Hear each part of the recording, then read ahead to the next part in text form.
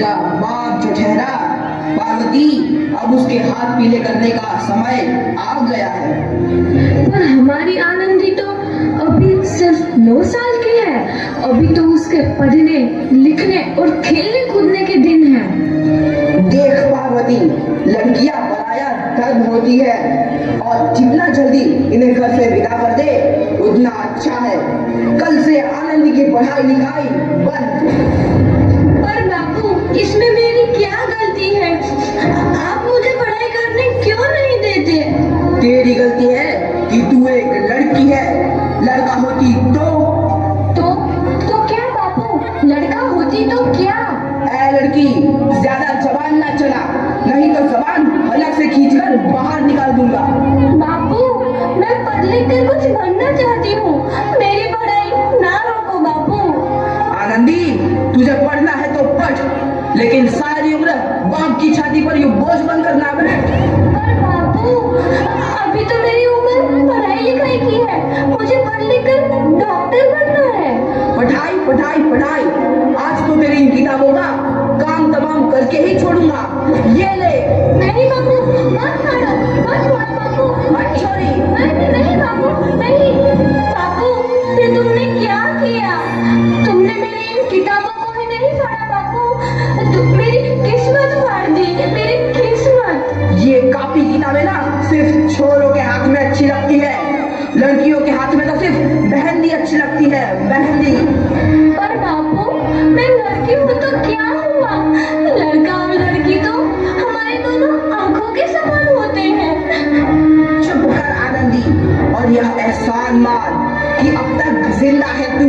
कहीं बचपन में गला दबा कर मार दिया होता तो यह तेरी बकबक नहीं सुननी पड़ती आज। पर बापू, मुझे चूल्हा जलाना अच्छा ना लगे है। देख छोरी, जितना जल्दी हो तू चूल्हा जलाना सीख ले, उतना ही अच्छा है तेरे लिए। और हाँ, तेरा ब्याह तो होगा, वो भी कल के कल। अगला जीवन है तुम्हारी यही कहानी। आंचल में है दूध और आंखों में है पानी। मुझे माफ कर दे बेटी, तेरे बापू के जिद के आगे मेरी एक न चलेगी। माफ कर दे बेटी, मुझे माफ कर दे। इस प्रकार मात्र 9 वर्ष की छोटी उम्र में आनंदी का विवाह गोपाल राव जोशी से हो गया। बाल विवाह एक सामाजिक कुरीति है और इस कुप्रथा का शिकार होना पड़ा आनंदी को। 5 वर्ष बाद आनंदी 14 साल की हो गई है। उसके घर एक शिशु ने जन्म लिया है। देखते हैं आगे क्या हुआ। देखिए ना, इसे क्या हो गया है? इसका माथा तो अंगार की तरह तप रहा है। इसे तो बहुत तेज बुखार है। आप बिना कुछ भी बोलते हैं, दीजिए मुझे। माधव, माधव, जल्दी से वैद्य जी को बुला के लाओ। जी, अभी बुला के लाता हूँ। ये तुम क्या कर रही हो आनंदी? भगवान की विभूति लगा रही हूँ। बस करो आनंदी, ये सब अंधविश्वास है। अरे आप यकीन तो कीजिए, भगवान की कृपा से इसका माथा ठंडा हो रहा है और बुखार भी उतर गया है ना बाबू? देखिए, दीजिए मुझे। उठो बाबू, आंखें खोलो, तुम्हें तुम्हारी माँ बुला रही है। आंखें खोलो, देखिए ना इसे क्या हो गया है। आंखें भी नहीं खोल रहा। आंखें खोलो बेटा। आप चुप क्यों है? आंखें खोलो बेटा, आंखें खोलो। आनंदी, हमारा बेटा कभी आंखें नहीं खोलेगा। नहीं, ऐसा नहीं हो सकता। मेरे बेटे को मुझसे कोई नहीं छीन सकता, कोई नहीं छीन सकता। पागल मत बनो आनंदी। माधव, माधव। आनंदी, बंद करो ये पागलपन। भगवान ने मेरा बच्चा छीन लिया। भगवान ने नहीं, तुम्हारी अशिक्षा और अंधविश्वास ने तुम्हारा बच्चा छीना है। अगर तुम पढ़ी लिखी होती तो आज हमारा शिशु जीवित होता। तुम अनपढ़ थी आनंदी, अनपढ़। नहीं, अब मैं अनपढ़ नहीं रहूंगी। नहीं रहूंगी मैं अनपढ़। मैं पढ़ूंगी ताकि कल किसी और आनंदी को इलाज के अभाव में अपना बच्चा ना खोना पड़े। शाबाश आनंदी, और यही तुम्हारे अपराध के लिए निश्चित भी है। सबसे अधिकार तू है नदी।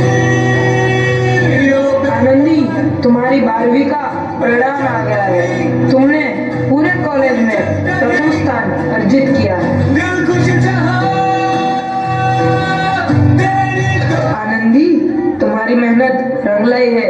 तुम्हें शिक्षा वृत्ति मिली है। ये लो तुम्हारे अमेरिका जाने की टिकट। मुझे शिक्षा वृत्ति मिल गई, मैं अमेरिका जा रही हूँ।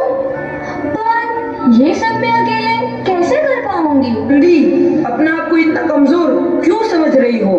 फिर इतना पढ़ने लिखने का क्या फायदा? तुम अभी गवार की गवार नहीं हूँ मैं अब गवार।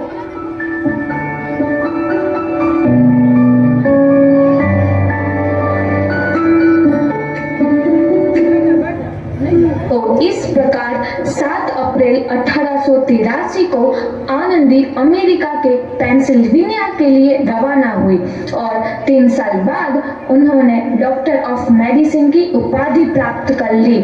इधर आनंदी के पिता की तबीयत बहुत खराब है। आगे क्या होता है देखते हैं। लगता है अब मेरे जाने का समय आ चुका है। अब मैं नहीं बचूंगा। ऐसा मत बोलो। शहर के सिटी हॉस्पिटल में अमेरिका से डिग्री लेकर कोई बड़ा डॉक्टर आया है। एक बार वहां चलकर दिखा लेते हैं। हाँ, सही बोला भैया। कम से कम दिल को तसल्ली तो मिल जाएगी। हाँ हाँ, चलो चलो जल्दी हॉस्पिटल चलते हैं।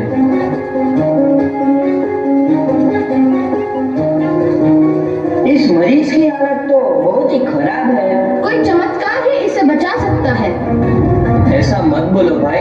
डॉक्टर साहब कब तक आ जाएंगे?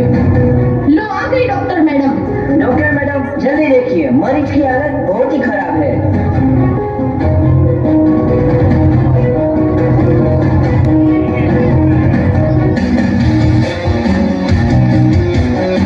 अब आप बिल्कुल ठीक है।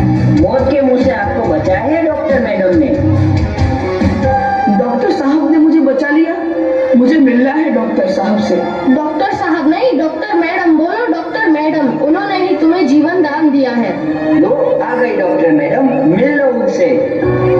डॉक्टर मैडम, आपका बहुत बहुत धन्यवाद। आपने मेरी जान बचाई। इसके बदले में मैं गरीब भला आपको क्या दे सकता हूँ? वचन चाहिए मुझे कि कभी ये नहीं कहोगे कि लड़कियां कुछ नहीं कर सकती। वचन? ये कैसा वचन? अरे श्यामलाल, तुमने पहचाना नहीं? तुम्हारी बेटी आनंदी।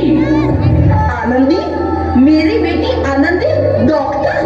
हाँ बापू, वही आनंदी जिसके लिए बचपन में तूने चूल्हा और दूल्हा के अलावा कुछ नहीं सोचा था।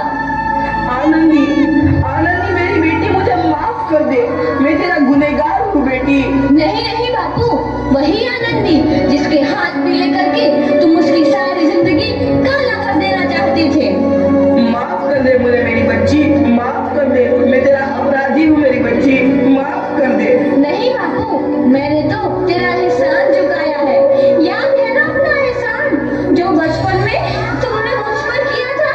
मैंने सुना सुना कर जीते जी मार डाला था मुझको। अब बोल, और किस किस को मारेगा?